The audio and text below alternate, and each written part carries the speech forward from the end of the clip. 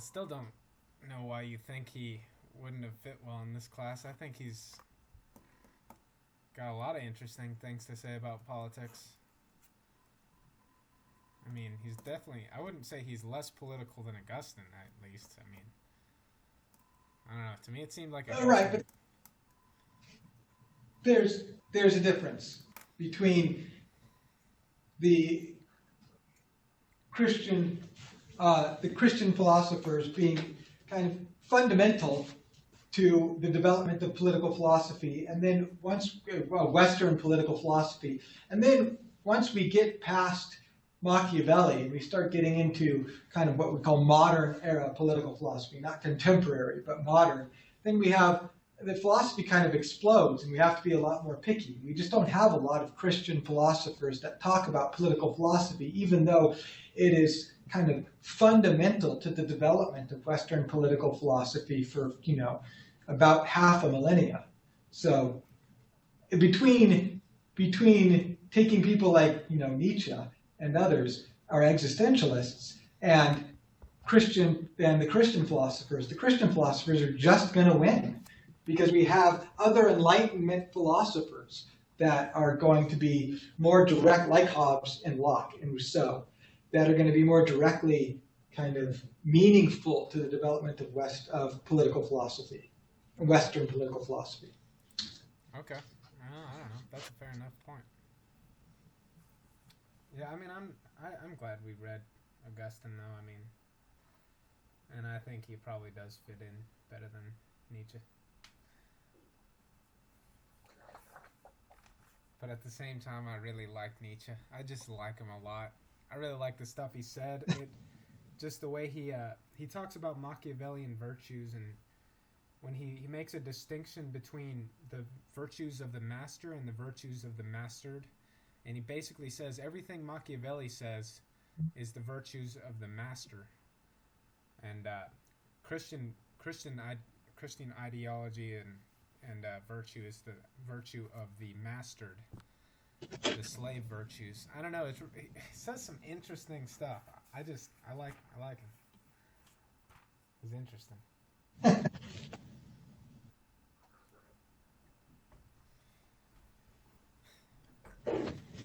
Okay.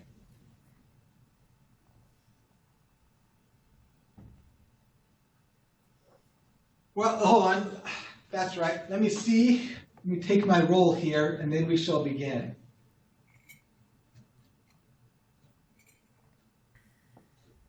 Nick, Robert, Elvis, Charlene, and Nate. So we are missing Josue, and we are missing Elijah,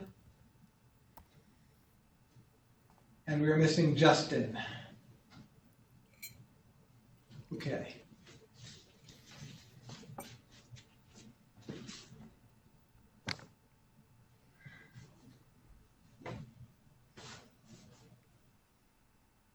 Okay. All right. Well, let's pick it up where we left it off with Hobbes, who is far more important to the development of philosophy than Nietzsche, who's pretty much a second-rate amateur compared to Hobbes. So at least Hobbes is going to live a long life and, write and then continue to live, unlike Nietzsche, who can't seem to do so. So let's where did we leave it off last time? We were talking ontology. The last thing we talked about was that Hobbes wanted to create a common accepted definition for things, and then we said property and speech. Right. Okay, so right. Remember that Hobbes looks at philosophy as the search for truth. So Hobbes says philosophy, developing right philosophy, he keeps using these words, or kind of implying that there is this right or correct philosophy. So in this sense, he does kind of believe that there's universal truth, which would make sense for an Enlightenment thinker, especially one as kind of awed by the preludes to the very beginning parts of scientific revolution. One who is looks at math and others as having these kind of universal right principles or correct principles. And so he looks at philosophy and he says that, we need to try and create, through reason, we need to come to sound logic that leads to good or correct principles of action. This is correct philosophy. Is using logic.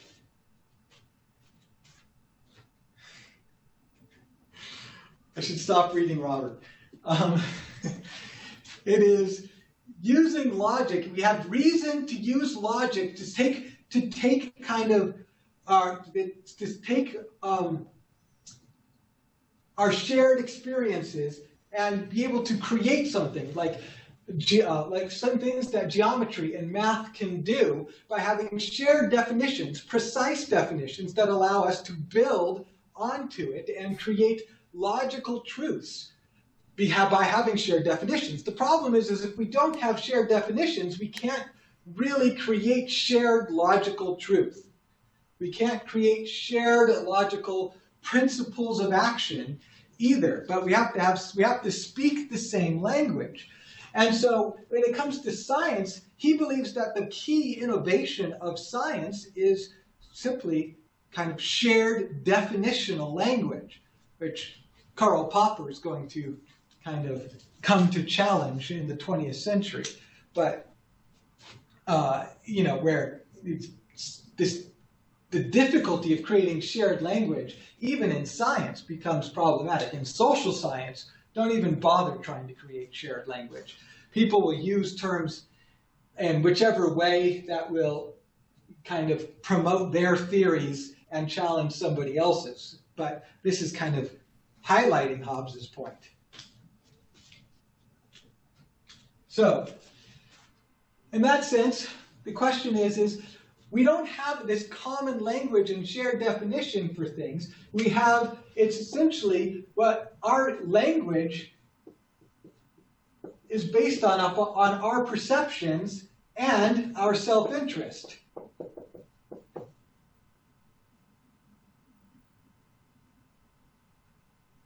That's why, as we talked about last time, what you call good is what you call good from your perception and your self-interest.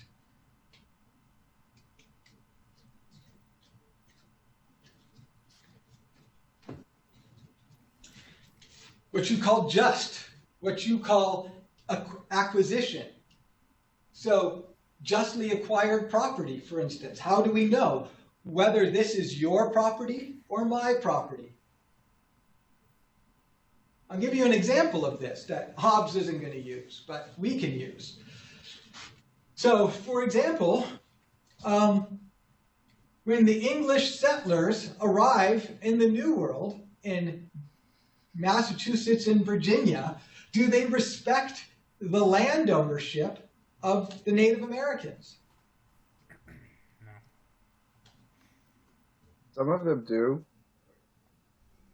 but many don't. No. Many do not. Not really. Now, do Native Americans, do most northeastern or kind of Ohio River Valley, Canada, and New England, do most of the tribes in those regions actually even have a concept of owning land anyways? Nope. No. So again, we don't even have this shared definition of land ownership to be able to actually avoid conflict, avoid war with each other. So because of that, what was the result? War, conflict, exercising of power. English, Anglo-Saxon settlers came in, saw Native Americans and said, you have no right to this land. You are not using it. You are not mixing your labor with the land, so you don't really own it.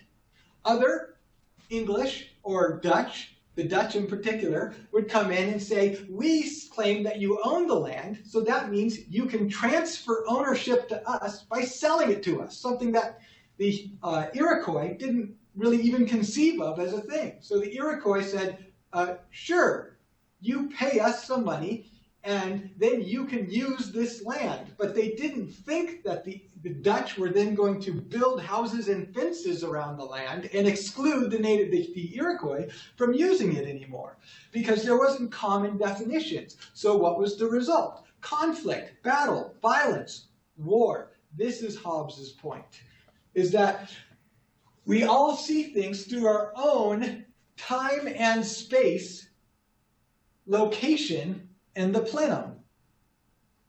And we can't put ourselves in somebody else's shoes. Question.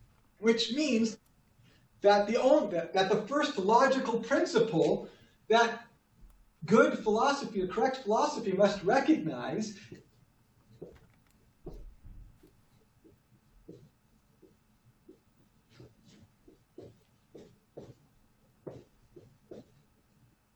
is that all human beings are motivated and must be motivated primarily by self-preservation and power.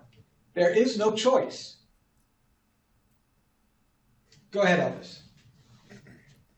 So, I just, your example kind of talks, it shows how the idea of justice and good exists within a game-like landscape that is culture, and that separate cultures don't have the same ideas of justice and all that, well, cultural embeddedness, whatever.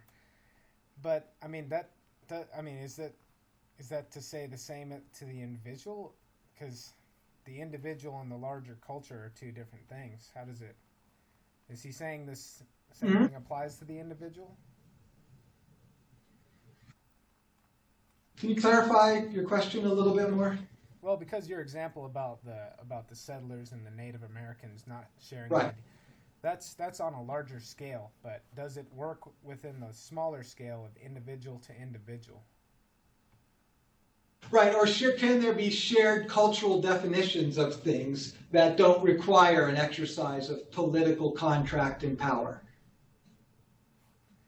I can't really see if that has anything to do with what I said. But... In other words, are you asking, like, essentially, did the English have a cultural definition or a cultural belief and understanding of property ownership that didn't mean that they had that demonstrated that there was some kind of shared definition going on?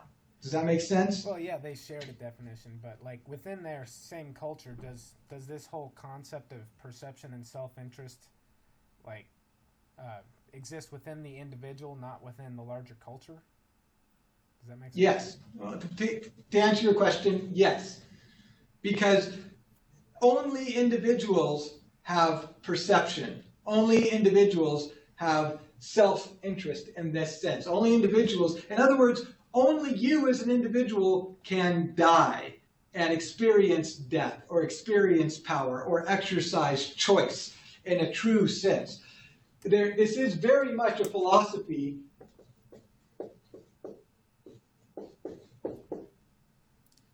of individualism.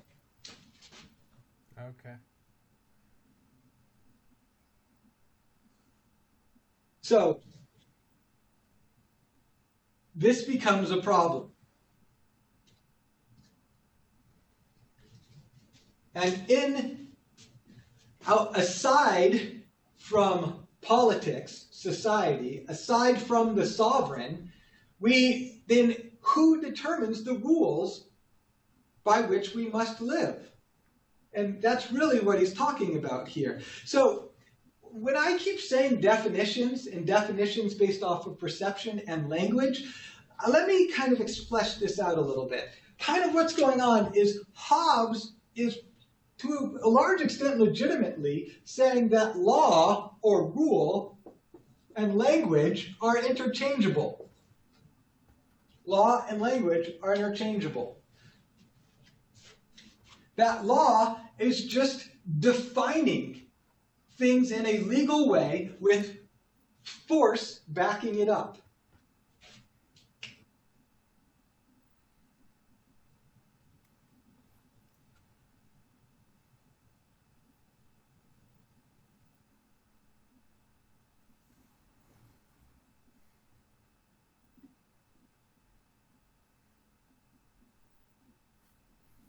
Law is just a definition backed by force.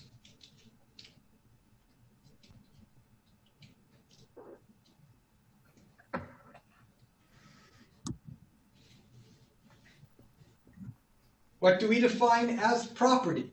The law defines what counts as property and what doesn't, and it backs that definition of property with force. If you violate this definition, then force can be used to make you see it this way.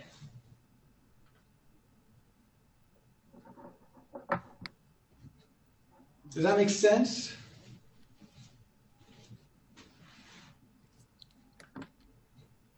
Yeah, it is highly legal. Language in law are pretty much the same. It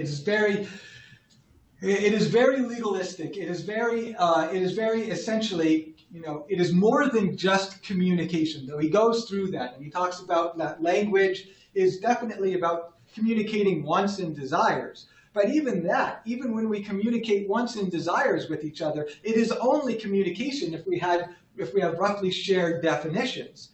But so the point is that he's saying we're not going to get to these shared definitions unless there is some sovereign above us forcing us to share these definitions. Otherwise, we will define things any way we want to for our own self-interest and our own self-preservation. In other words, he says you can never take a man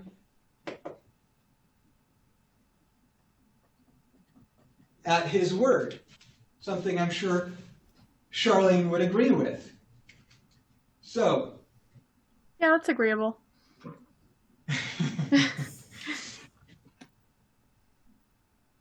So you can't take a man at his word. There has to be something to back it up. You can't, especially if that man's name is something like Bill Clinton. But you can't, at that point, it all depends. I did not have sexual relations with that woman. Well, that's because, a blowjob isn't sex. I mean, it's like your definition of sex and my definition of sex are two different things. So therefore, we all do that. We all do that. We all, well, not specifically with that particular thing, but we all change the definitions or reinterpret words for our own self-benefit on a constant basis.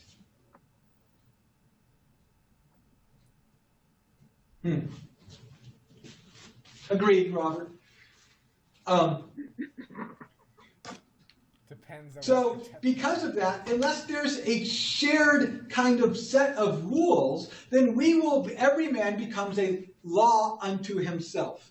And if every man is a law unto himself, then every man is seeking power to impose the law unto himself on others.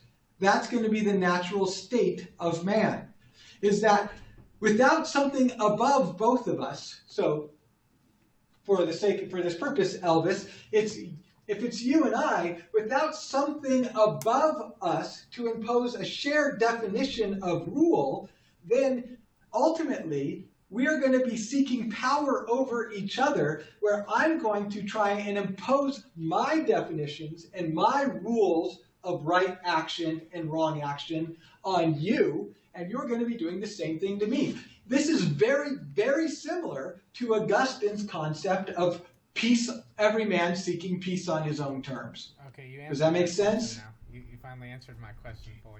I know. Okay, sorry, thanks.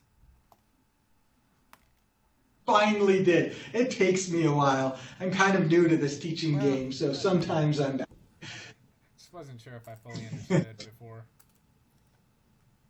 No worries. All right. So, and just so you know here, this is kind of a side note. The college is trying to save money by turning off the heat, so it's probably 50 degrees in this classroom right now. So if I'm losing my train of thought a little bit, or, kind of maybe not at the top of my game, it could be because hypothermia is setting in. So that's just a side note. You want to borrow my space heater? I actually have a space heater in my office. So my office is okay, but this classroom is too big for a single space heater to do much. So, and if I left the space heater in this room to warm it up and I left the room and the space heater somehow caught fire and burned down the college, I would feel bad. So, why don't you wear your trench coat thing? I could do that too, but I'll be okay. I just forget about it till I leave my office, I come in here, and then about 10 minutes into teaching class, I'm like, oh yeah, it's frigid in here. But oh well. Okay. Anyways. So this is what leads to essentially the war of all against all. So actually what I want to do now is, do all of you have your book?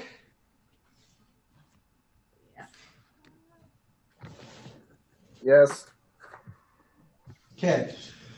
Turn it to chapter 13 in the Leviathan, which is 319. 319 in your textbook.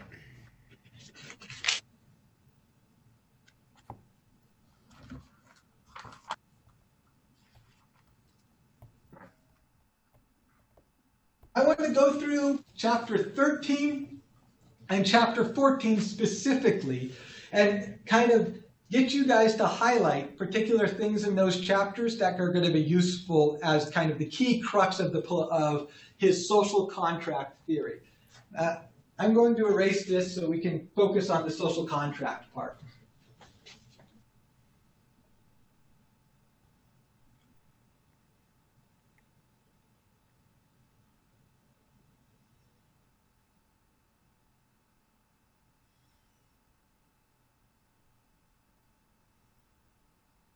The other part is that I can't run down and get coffee, so I'm not as sharp as I normally have been, where I've always had a cup of coffee before I come to class for this class.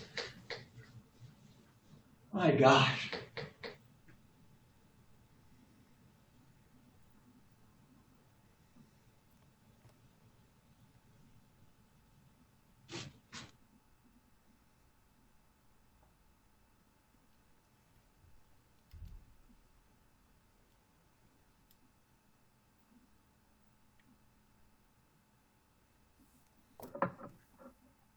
There actually was some pretty interesting stuff on this page.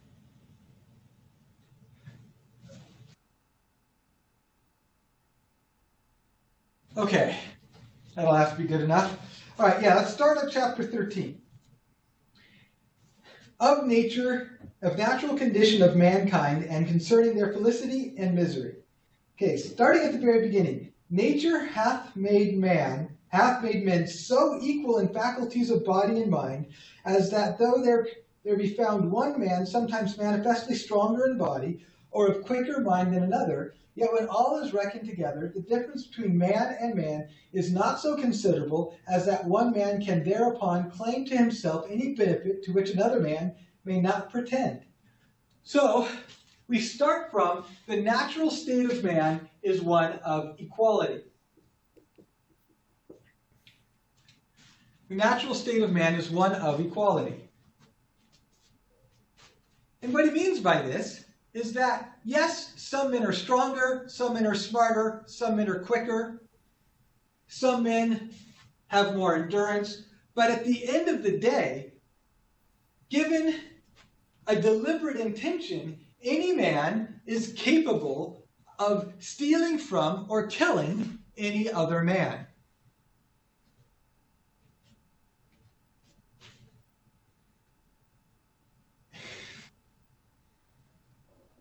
And so, what he means by this is you can never be so powerful as an individual that you can be secure in your personhood and in your power, that no other man can't destroy you. You have to sleep at some point, but more importantly than that, other men can join together and collude to destroy you, because you can never be so strong that you are essentially the Hulk. You can wipe out armies on your own.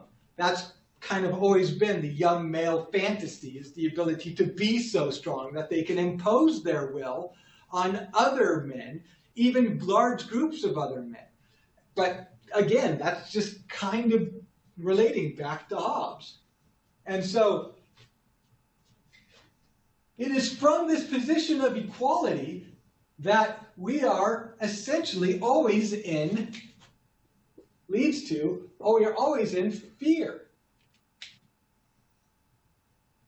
Because of our equality, no one of us can be without fear of the others. If we were unequal, if we were Hercules, if we were the Hulk, we wouldn't fear the others, but we're not. We're mortal. And we are of rough, not absolute, but rough equality. So we fear each other.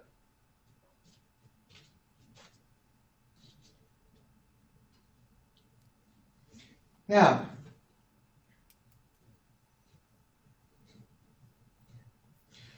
for as to the strength of body, the weakest has strength enough to kill the strongest, either by secret mechanician or by confederacy with others, that are in the same danger as himself.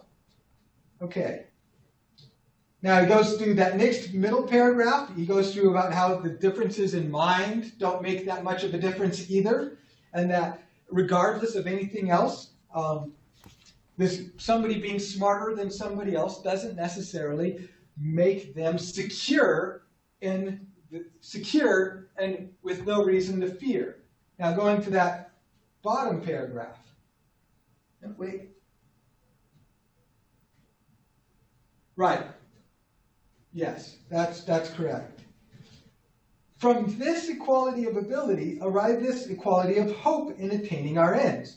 Because of our equality, we all are in the same boat, and we are all seeking our own ends. In other words, we're all a law unto ourselves. And therefore, if any two men desire the same thing, which nevertheless they cannot both enjoy, they become enemies, and in the way to their end, which is principally their own conservation and sometimes their delectation. Endeavor to destroy or subdue one another. So in other words, because of our rough equality, we are in this state of fear and conflict.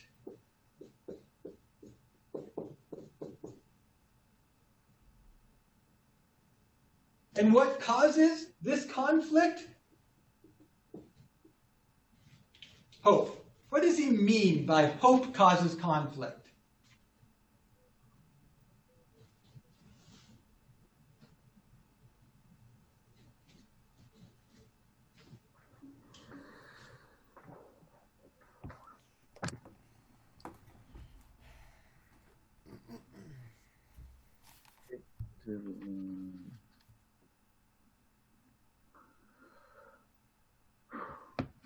Hope causes men to think they are better than themselves. Or they could be. Okay. If they unshackle themselves of the chains of tyranny or the Leviathan, then it causes chaos because it causes a power struggle between man and the Leviathan. Well, the Leviathan doesn't exist yet. He's talking about, pre-social. So causes men to compete. It causes men to compete, right? So if you are a serf in 16th century Wales, if you're a serf, do you have a lot of hope? No, maybe not. No. Even in modern day You have a Wales. lot of in modern day. No, well, in most of the modern day UK, they don't have enough hope, so that's why most of them are alcoholics. But yeah, no, you don't.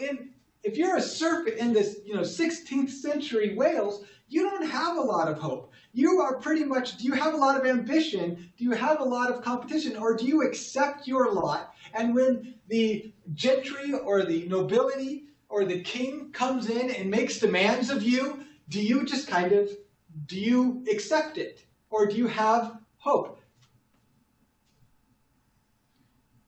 You just accept it. You just accept it. Because of society, it is society or the social contract that has created inequality, and that inequality creates a greater and the lesser, and the greater is the sovereign that can impose his definitions and rules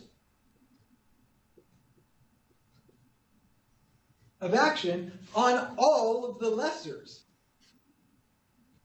That's why you are a serf. You are at the bottom of the kind of hierarchy. There isn't inequality, so there isn't hope. So you accept your lot, and therefore there's no conflict.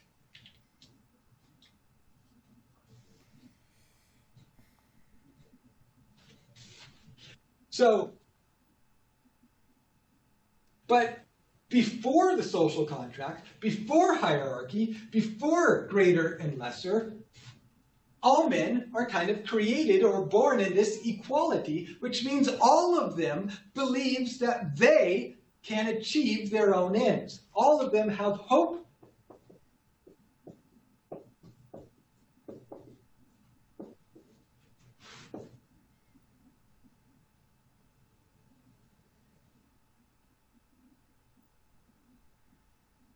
All of them have hope that that is possible for them to achieve their self-interested goals.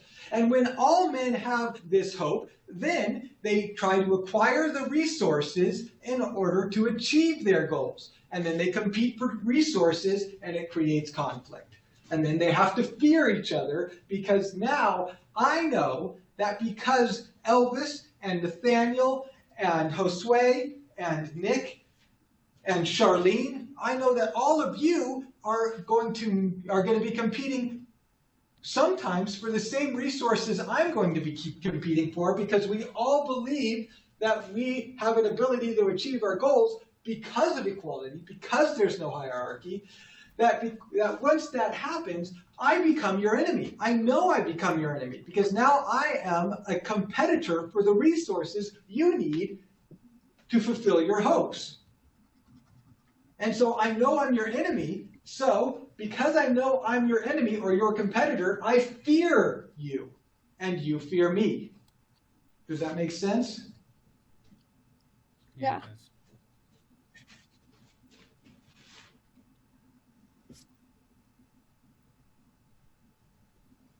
Okay, Robert asks, but we all have different individual hopes and desires, so there isn't necessarily cause for conflict. Yeah, and he is actually going to talk about this. He's going to say all men are born with passion, but not the same passions. All men are born with appetite, but not the same appetites. So he said one of the things that we can logically deduce and that we have to accept as a correct philosophical principle is that all men are born with power seeking. All men are born seeking preservation and seeking power. They all have appetites. That's when he says hope, he's talking about appetite. Satisfying our appetites. And so he says, yes, we all have appetite, but we all don't have the same appetites. But that's going to be kind of a problem. Now, first of all, what he means by we all don't have the same appetites is that obviously my appetite is mine and your appetites are yours. So they're in competition with each other. But he is also going to say that even if we have different hopes, even if we have different goals, those goals are going to overlap and require similar resources at significant points in time. So even if they don't always overlap, they will overlap enough for us to be in competition with each other. Or at least for many to be in competition with others.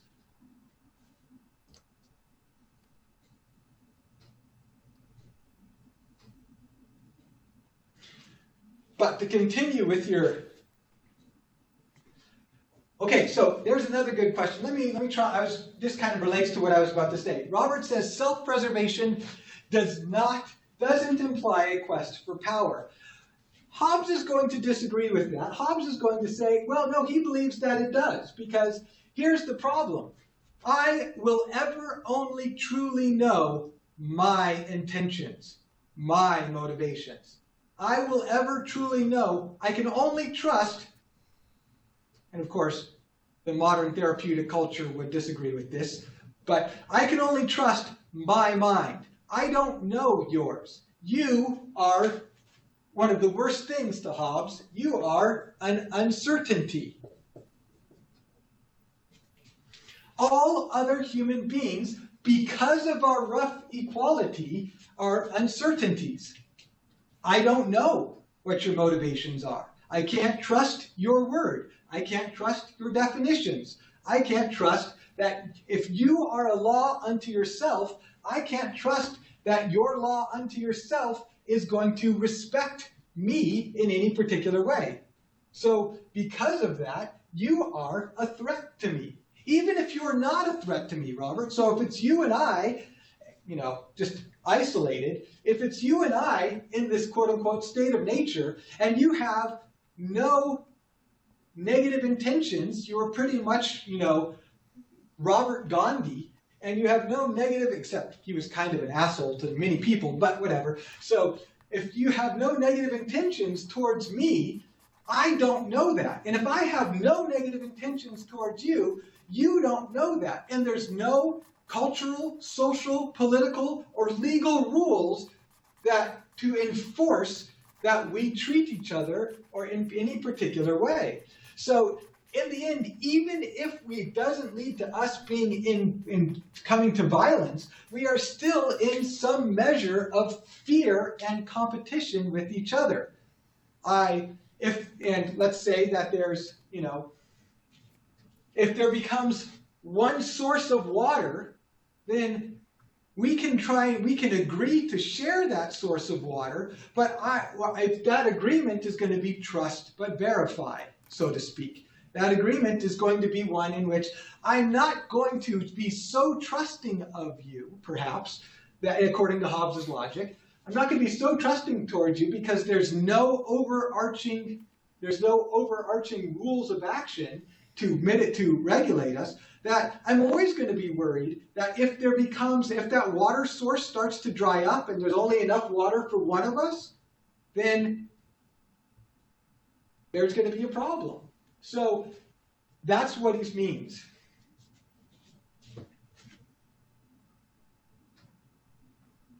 Right, okay. So then how does common social trust arise? He doesn't believe that common social trust exists organically in the way that you think of organically. That's going to be John Locke. John Locke is going to kind of believe. It's essentially what you're saying is, what you're asking is something like Aquinas and John Locke are going to say, well, there is this kind of overarching moral law or law of justice that human beings can reason out that will limit our actions naturally. Hobbes doesn't believe that. He doesn't believe in natural law. He doesn't believe in a law of justice. He doesn't believe in a moral law that would get citizens to limit their actions normally. And so Locke does. So Locke says even in this, that's why Hobbes' state of nature is a state of the war of all against all. Locke's state of nature is a state of kind of liberty. They're both a state of liberty, but Hobbes' liberty is a liberty that leads to war. Locke's liberty is a liberty that essentially leads to kind of some sense of happiness. So that's the difference between them. Does that make sense, Robert?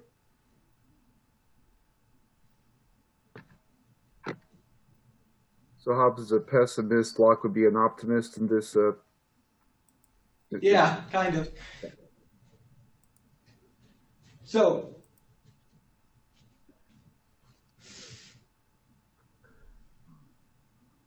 moving on, and he might be typing out an answer, just so I'll keep up there. But so moving on is our state of equality means that we all have there's no hierarchy, so that we all hope to achieve our own ends. And because we all hope to achieve our own ends, and each one of us is an uncertainty, we are all in a state of conflict or a state of war. Now, when he says war, and we're going to get to that part, how did the species arise before states emerged without social trust? Well, again, remember, Hobbes doesn't believe that the state of nature ever actually existed in absolute terms. He believes the state of nature is just a theoretical exercise that he's talking about. He's essentially going to say that human beings, because they have reason, human beings are going to work out some of these philosophical first principles very quickly, and they are going to join the social contract. So he says human beings kind of naturally signed or joined into the social contract, and he's just reminding them of the implications of that. So there is a state of nature. I'm going to do this up here. Matt Jones. Yes.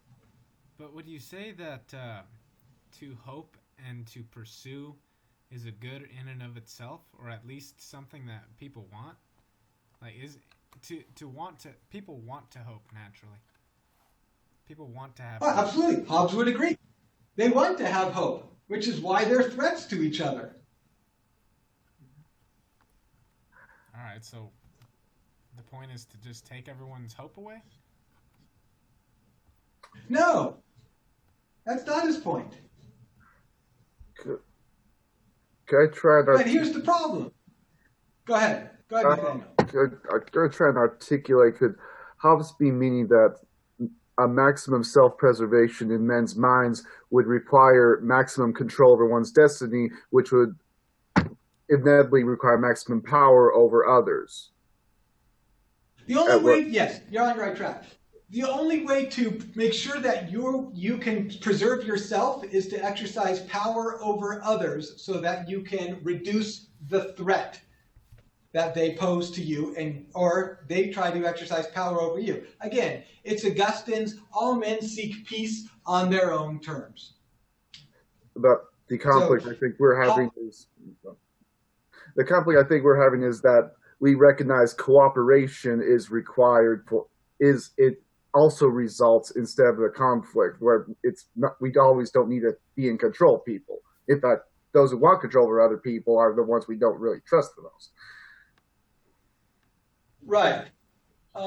So I mean, it's like you say, isn't hope a good thing? And I kind of get what you're saying, Elvis, which is we want people to have hope because they generally are, better citizens and better members of the community when they have some hope and they're aspiring to something. Then, as the saying goes, a man with nothing to lose is incredibly dangerous. So you want them to have hope in that sense. But Hobbes's point is that in this kind of state of equality, then there is no rules of the game. You're thinking of hope after the social contract, where we're in a social contract, and so your version of hope is kind of already a limited version of hope. Whereas if you posit man in a state of nature where there is no social and cultural norms whatsoever, then another man's hope is not limited by what you think good hopes are. Does that make sense? Yeah, I mean it does, except for the fact that I think that novelty and property and just the idea of I just think that human beings are by nature builders. They I don't know. Cooperative? Yeah. Human beings are by nature builders. They build weapons and kill each other with them. Yeah, that's true, but I just don't know if you could stop people from having the hope to pursue. Build weapons and kill each other with them. Yeah, I mean, I'm being an ass, but that's part of Hobbes's point. So let's move on in terms of chapter 13. So flip over the page to chapter 2, 320.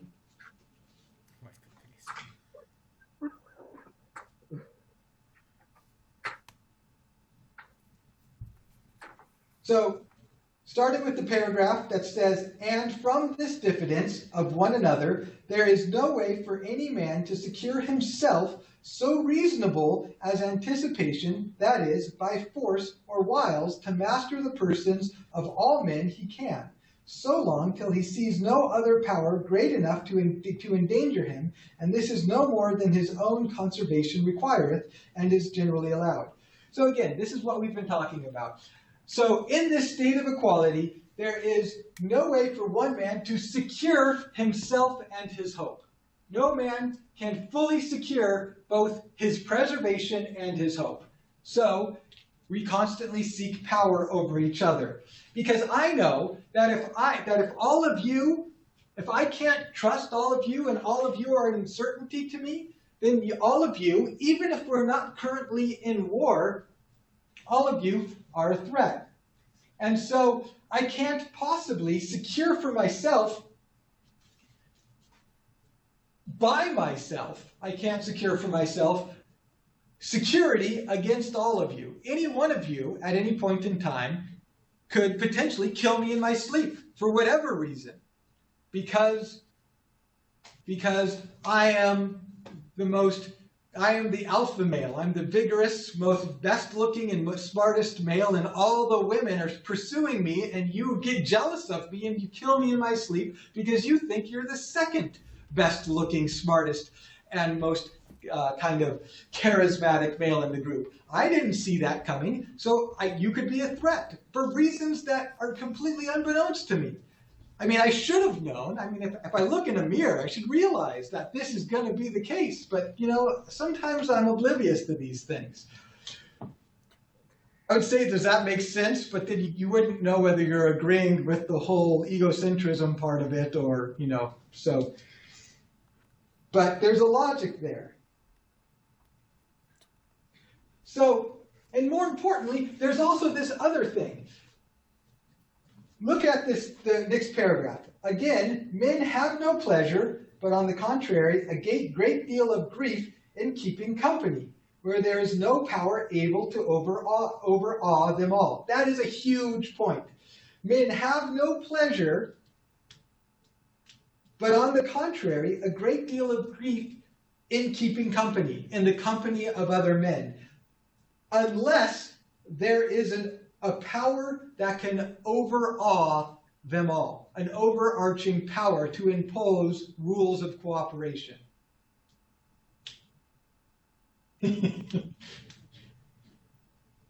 It's not my wish, it's my hope. So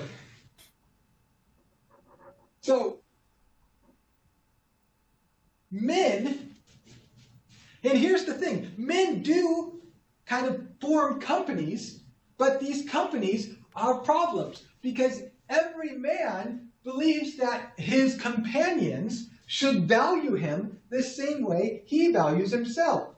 For every man looketh that his companion should value him at the same rate he sets upon himself.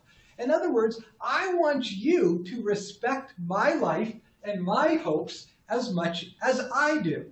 I want you to place the same value on my life and my hope as I do. And if you place less value on it than I do, then you become a threat to me.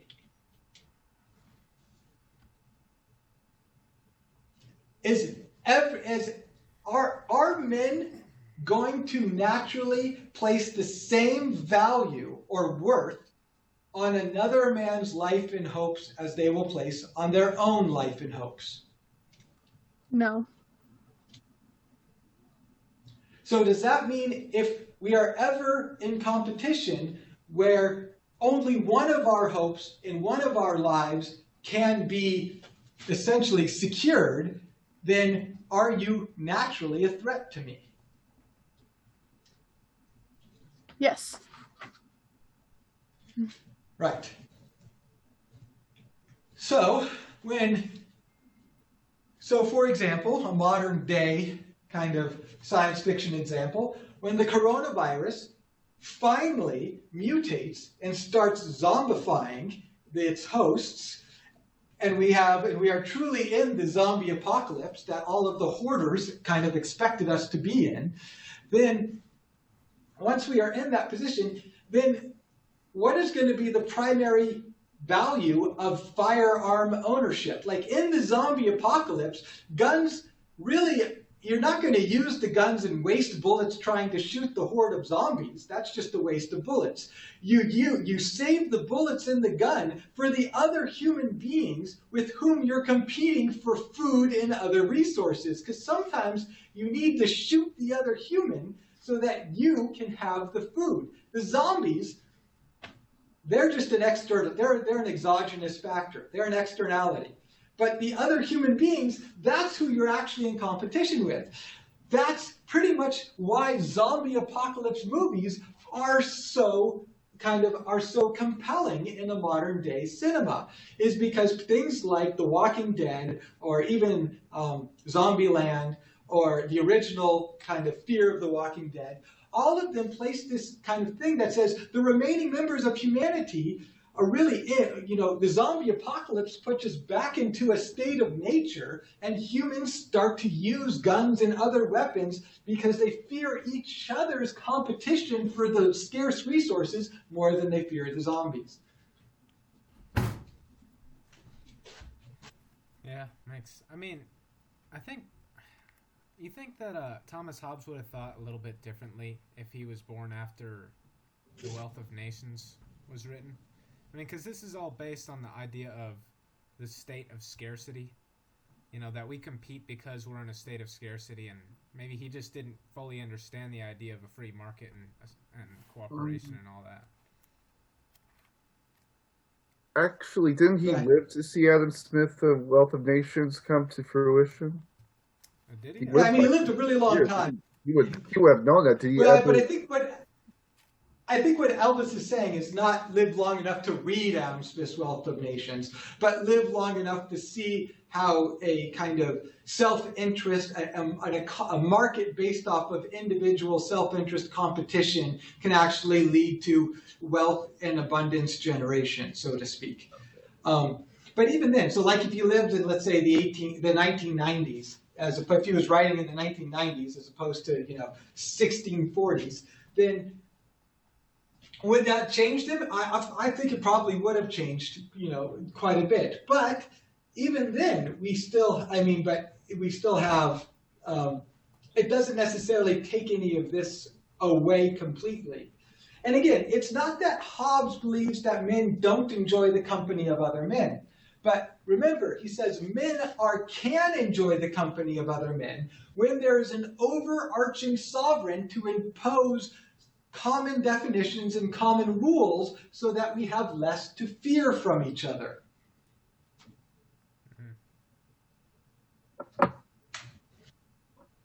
But when there's no common sovereign, there's no common rules with the force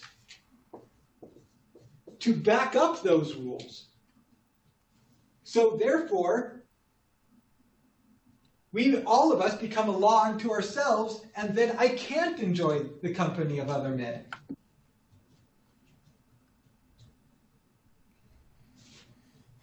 Fair enough. Right, and Robert's point is valid. It's less about the wealth of nations, and it's more about the Industrial Revolution. Mass production is going to really be the end of scarcity. Not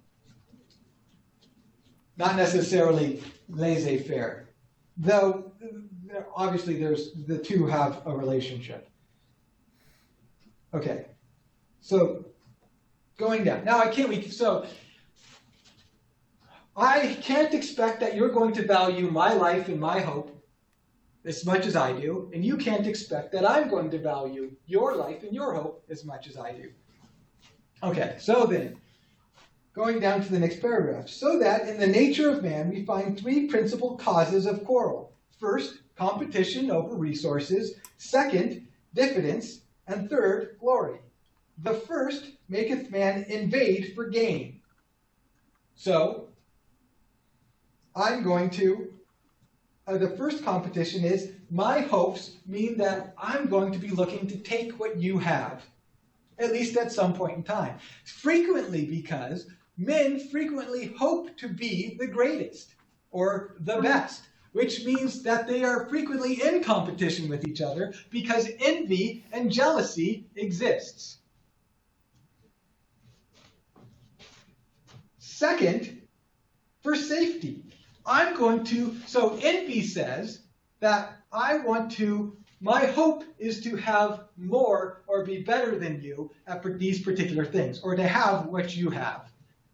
Jealousy says, I want to keep what's mine, and it needs to be mine, and I don't want you to be able to have it. So conflict comes when I try and invade to acquire the resources you have, or I'm constantly using my energy to gain power over you to defend what I already have. And then the third one is for reputation. And the first uses violence to make themselves master of other men's persons, wives, children, and cattle. The second, to defend their own persons, wives, children, and cattle. And the third, for trifles, such as words, a smile, a different opinion, or a sign that somebody has disrespected us or undervalued us. Now, moving up to the top of the second column on page 320. Hereby, it is manifest that during the time men live without a common power to keep them all in awe, they are in a condition which is called war. Now, the rest of that paragraph says that war doesn't mean active battle. War simply means a state of tension and fear of the other. That is a state of war. You don't have to be actively engaged in aggression with each other to be in a state where you are suspicious and fear the other, where you are expending significant amounts of energy defending yourself from the other in case he invades, or looking for opportunity to take from the other in case they become weak. That's still a state of war, even if you're dancing around each other and throwing no blows.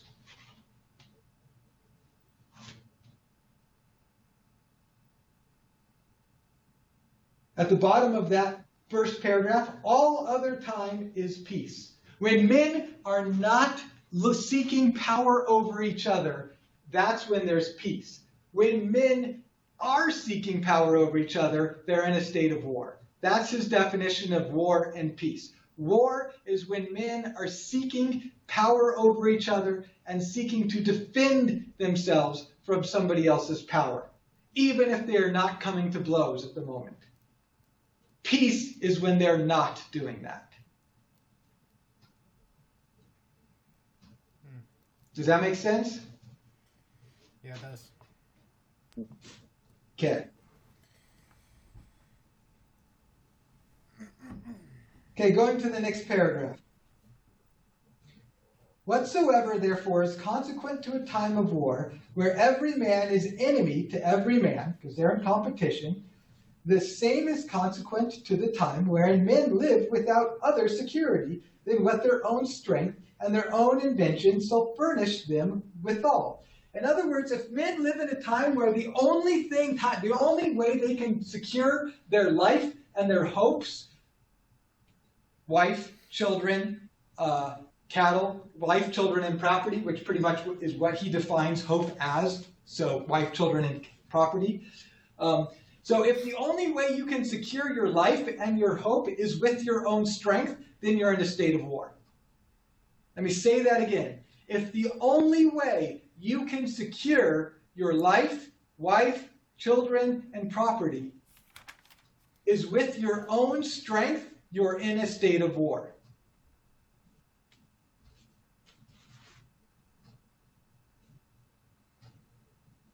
Good. Robert says, if we are all fearful and suspicious of others, why do we care what reputation we have among them? Okay, so earlier on, he's going to say that men have two types of kind of power.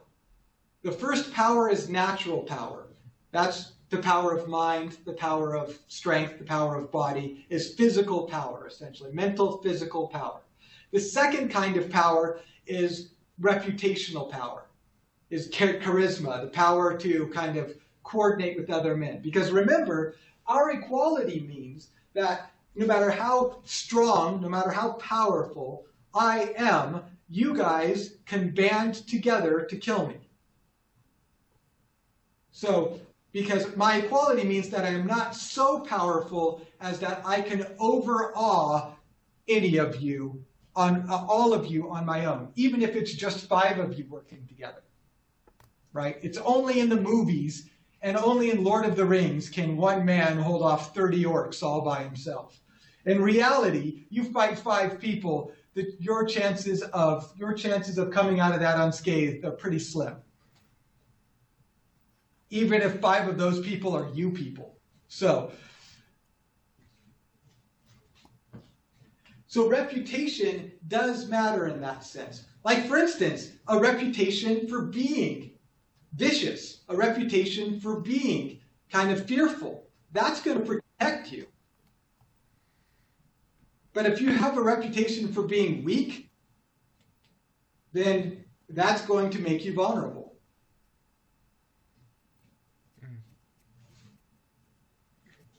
Okay. So again, if men can only secure their lives and hopes by their own strength, they're in a state of war. Because now they are seeking power over each other because they know that their own strength isn't good enough, so everybody else is a potential threat.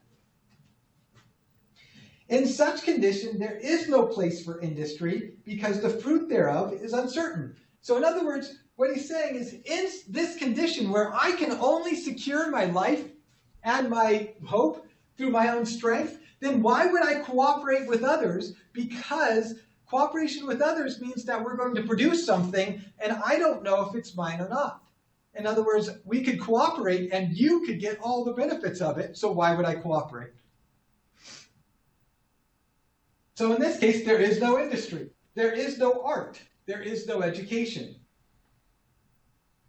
Because every man is spending most of his energy trying to secure his own life, wife, children, and property. Therefore, this is at the bottom, and which is, worst of all, continual fear and danger of violent death, and the life of man solitary, poor, nasty, brutish, and short, which is the most famous line in all of the Hobbesian Leviathan, is that the life of man in the state of nature is poor, nasty, brutish, and short. Solitary, poor, nasty, brutish, and short. Without a sovereign to impose rules on all of us. That's what it's going to be. Any questions on that?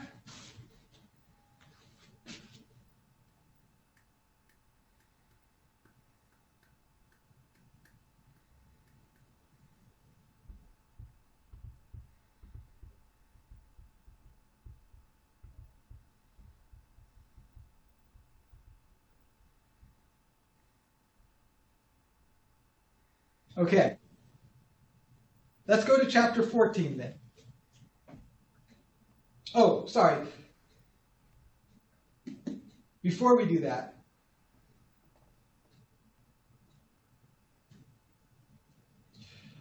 on page 321, the left column, the bottom paragraph. To this war of every man against every man, this also is consequent, that nothing can be unjust. There's nobody to impose a definition of just and unjust, so nothing is unjust.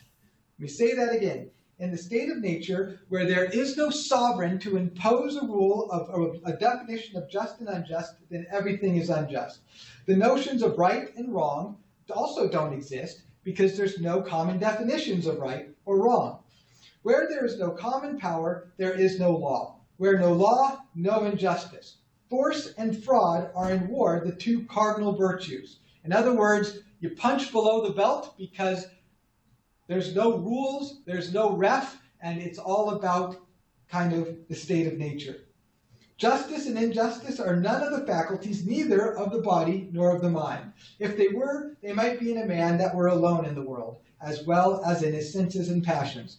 They are qualities that relate to men in society, not in solitude. Let me say that again.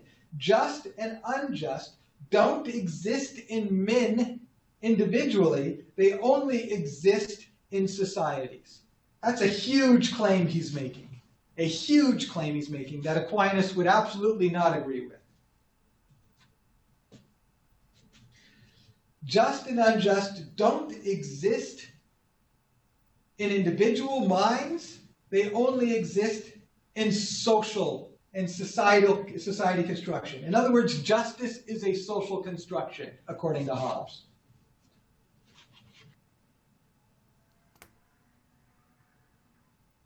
Good. Robert asked, so where derives our concepts of justice and fairness in the first place? He's about to answer that question. The passion, this is that next paragraph. The passions that incline men to peace are fear of death, desire of such things as are necessary to commodious living, and a hope by their industry to obtain them, and the reason suggest as convenient articles of peace upon which men may be drawn to agreement. These articles they are, which otherwise they call laws of nature, whereon I will speak more particularly in the following 2 chapters. So he does believe there are laws of nature, but these are going to be differently constructed from Aquinas. And it's not going to be based off of fairness. He says that's bullshit. He says it's going to be that the laws of nature come from fear. It is fear. It is because of our equality, because we know we can't secure our life and hope all on our own, and so we fear other men. And because we fear them and have reason, then it's not a matter of just or unjust in the sense of the gods or God will punish us, or that there's going to be some kind of mystical universal law that is going to punish us, but it is simply the fact of fear. I fear your power or your combined power over me, and so therefore I'm looking for more security than I can obtain on my own.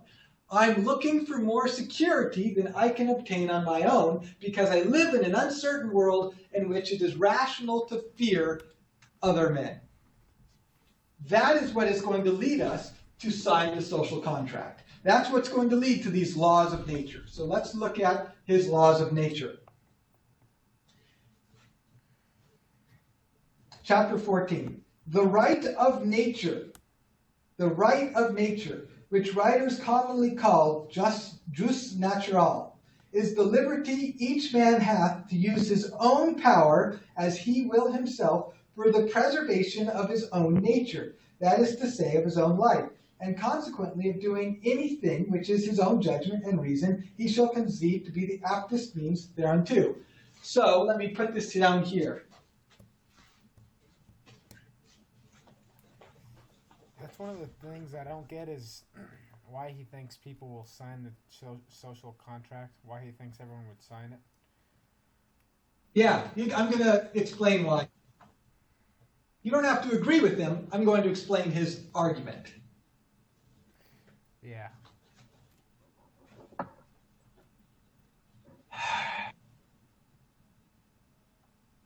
Okay. So, the first right, the primary right, the alpha right of nature,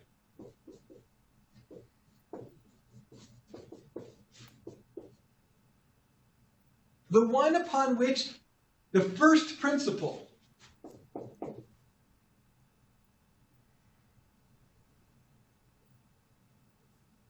the one upon which everything else derives is that all men have a right, or what he's going to call a liberty,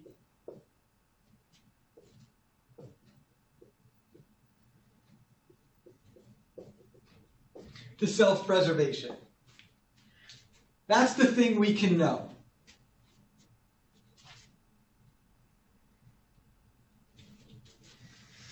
No, that's not necessarily true, Robert. So for Hobbes, the idea of an unjust law is oxymoronic. There is going to be something that can be an unjust law, but in general, you're right that whatever the sovereign imposes is going to be just. But there can be an unjust law in this sense: the sovereign cannot require a man to give up his right of self-preservation. And then it depends what self means. What's your definition of self? Because maybe self means, maybe you're an artistic person, and what's implicit in that is a self-interested pursuit of, you know what I mean? Anyway, I'm not trying to. No. It's far out of the way. Your life. That's what it means. Your life. Yeah, that's what he means. I'm just saying, like, not everyone might have the same definition of self. That's all I'm saying. Well, I get what you're saying, but but in this sense, we can understand what he's saying. I know what he means. Which is that it's your life. So that's what people. Without your life, you have nothing else. Without your life, you have nothing else. So everybody has this right to self-preservation. And all of their power seeking is power seeking intended to secure that self-preservation. They have a liberty to do so. So look at that. By liberty is understood, according to the proper signification of the words, the absence of external impediments, which impediments may oft take away part of a man's power to do what he would. A law of nature is a precept or general rule found out by reason by which a man is forbidden to do that which is destructive of his life. So then, natural law is the thing that men cannot do because it would be destructive of their life. Natural law is the thing that violates the first right of nature, which is the right of self-preservation. So that all natural law is based off of that the law of nature is that men cannot deny their own self-preservation. And you think, what about suicide? But that's a side note to this, as we talked about before. Suicide's gonna go up in his freaking world. Well, no, because he's trying to prevent us from being in this situation. Okay, turning over to page 322.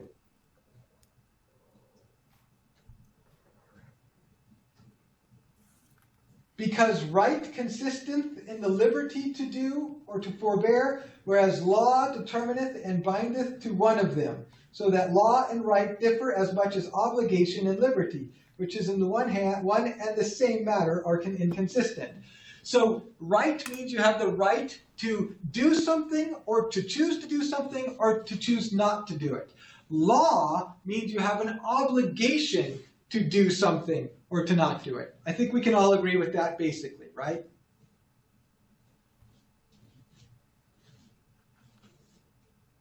Yes?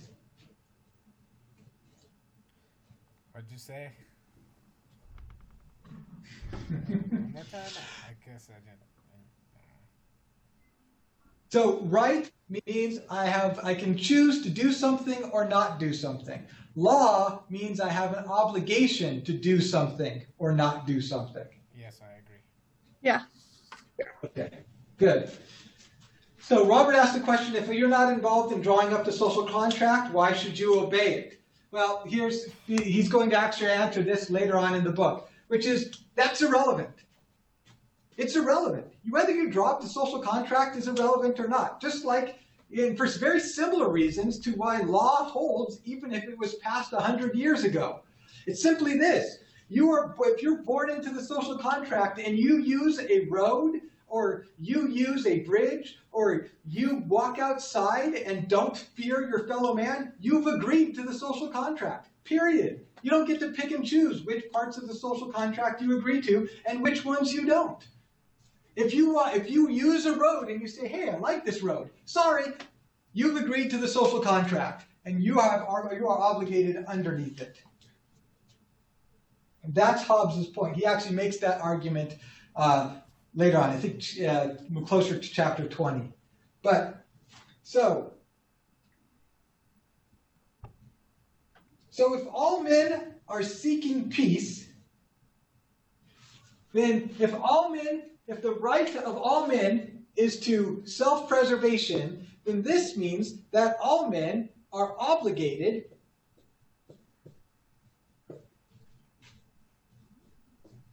to seek peace. Because the only way they can, in a state of equality, the only way that they can truly secure their persons, their selves, is in a state of peace, not a state of war. Well, how do we have a state of peace? There has to be a sovereign to impose a peace. So, going down to this. So the first law of nature is that men are obligated to seek peace. The first principle, the first law of nature is that all men have a right and liberty to self-preservation, and because of that, they are obligated to seek peace, to secure their life and preservation, because they can't do it on their own. So, the best way for you to secure The conference is about to end. for your self-preservation is to seek peace, because you can't secure it in a state of war on your own. Going down to the bottom paragraph on 322, that left column.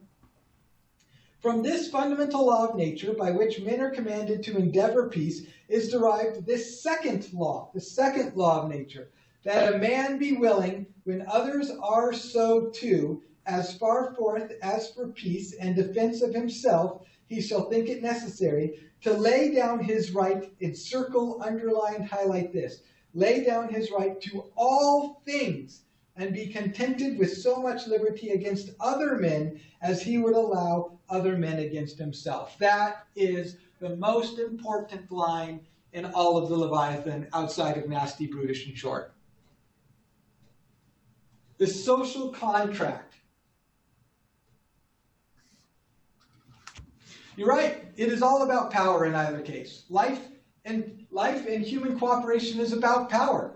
And what would you gain from being in community as opposed to isolation? You gain industry. You gain art. You gain education. You gain a hell of a lot compared to isolation. And yes, you also have to submit to the power of the sovereign. Or you can live a life in complete solitary isolation and be secure against nobody, including the community of social contract, which is going to steamroll over you and take what you have because you're not a member of the social contract. You're absolutely vulnerable in the state of nature. That's why you sign the social contract.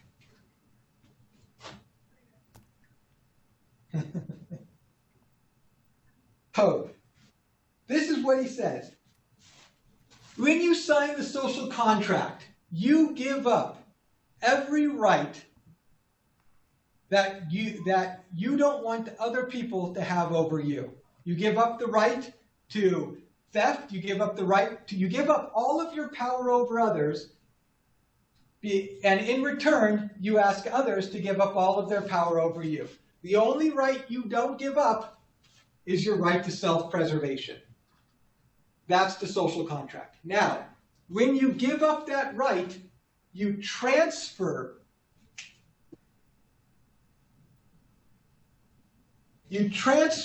all of your rights. You don't give them up and they just kind of get sucked into the black hole. You transfer all of your rights to the sovereign.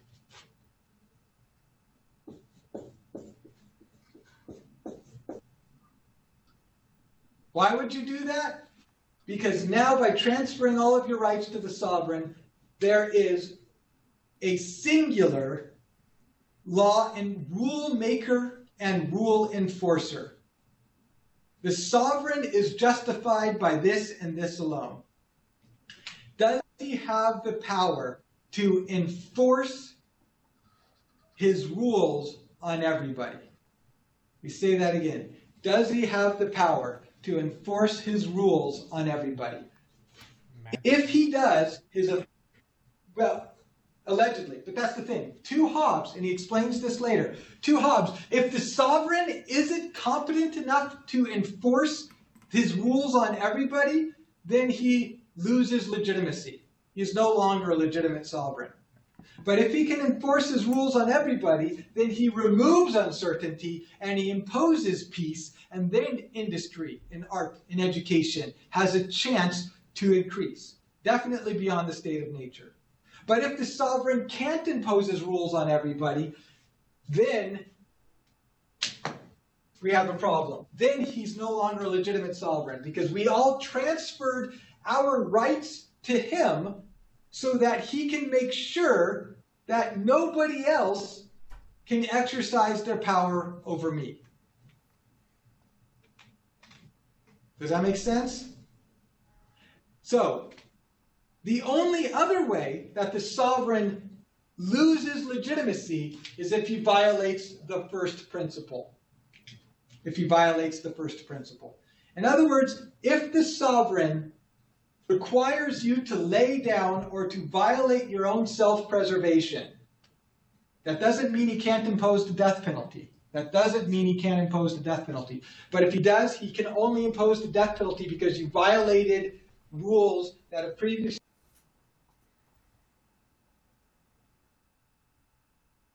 Did it end? Oh, it ended. Yep. That's dumb.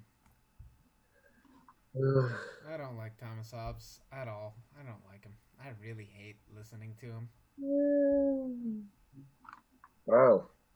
It all out there, eh, Ellis? I'm Yeah. sorry, it's painful for me to listen to him. I don't find him too loathsome compared to other people at the time. I'm indifferent. I just think the second that one person is being forced by the sovereign to shovel horse manure and another person is being forced to do something a lot more luxurious and enjoyable, people will realize that the right to life alone is not enough. Yeah, It'll be that's true. unfair. I don't know. Well, Revolution. Viva la revolution. yeah, well. Okay, I'm gonna go. I got some games to play. All right. See you later, Charlene. Bye. See you next week. Take care. Yeah, I'd better do something too. All right. See you later, man. I'll see you guys later. You have a great day. Au revoir.